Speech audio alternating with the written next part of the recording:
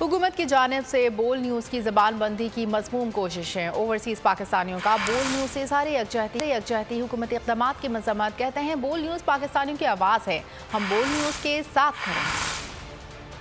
एक डेमोक्रेटिक मुल्क है और उसमें आज़ादी सहाफ़त पे इस तरह की पाबंदियाँ लगाना बिल्कुल नाजायज़ है। बोल ओवरसीज पाकिस्तानियों की आवाज़ है, बोल ही हमें आगाह करता है और बोल न्यूज़ की बंदिश को हम ओवरसीज पाकिस्तानी इसकी भरपूर मजम्मत करते हैं। बोल न्यूज़ हक और सच की आवाज़ बना हुआ था, उसकी नशरियात को बंद करना ऐसे ही है जैसे हक और सच को रोकना। बोल का क्या ये कसूर है कि वो अवाम की उमंगों की तर्जुमानी करता है। मैं हूँ सैयद मुजम्मिल शाह और अब आप मुझे देख सकते हैं सिर्फ बोल न्यूज़ पर।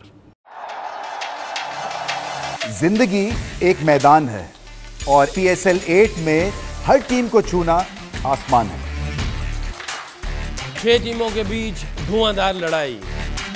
ये शोर न लड़ाई का है न डर का, ये शोर है जीत का, ये शोर है जुनून का। खेल का जुनून रोजाना रात 11 बजे सिर्फ बोल न्यूज़ पर।